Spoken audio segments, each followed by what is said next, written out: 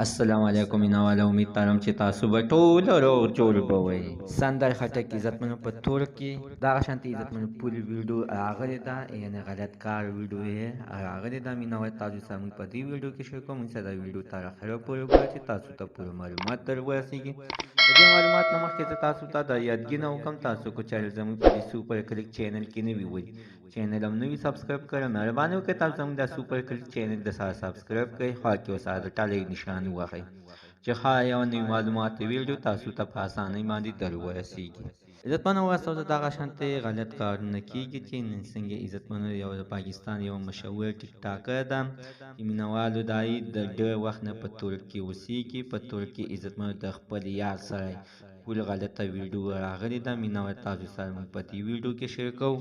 مینوالو سندر خټک څه د تعارف محتاج نه ده، دا د حریم شاه خپله ملګرې ده چې حریم شاه دوبۍ ته تللې ده. مینوال چې د هغې هم دغه شانتې شونډې مونډې پړسېدلې دي و دا پته نه لګي چې دا اخر په څه باندې پړسېدلې دي. مینوال په سوشل میډیا باندې خلکو ورپسې دغه ډرامې کړي دي چې دا په دوبۍ کې دغه شانتې عزتمنو غلط کارونه کوي او د خلکو ذکر یعنې په خوله کې نیسي.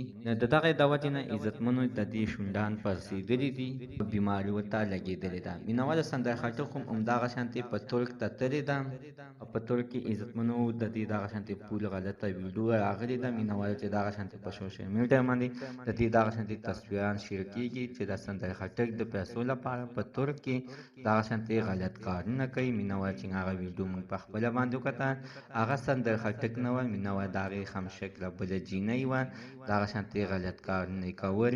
مینوالو سندر خټک سره د هېڅ څه کمی نشته، د هر یو سړی ورته د واده دپاره هم تیار دی، د یارانې دپاره هم ورته تیار دی او د خرچو دپاره هم ورته تیار دی. هغوی سره عزتمنو اخر د څه کمی دی، خو د ډېر شوق نه کوي، دغه نه شمه ویلی. خو مینوال چې د ډېر شوق نه چې کوي نو دا به ډېره پابندۍ سره کوي او ډېر په اعلی عزت سره به کوي، ځکه عزتمنو چې داسې کیمرې په مخامخ باندې هېڅکله غلط کار نشي کولی. مینوال زموږ د سره نن ورځې معلومات د دې ځای پورې د نوي معلومات دپاره د سره زموږ د سوپر کلیک چینل د سره سبسکرایب کړئ، خوا کې ورسره د ټلۍ نښان ووهئ چې ښایي یوه نوي معلومات ویډیو تاسو ته په اسانۍ باندې در ورسېږي.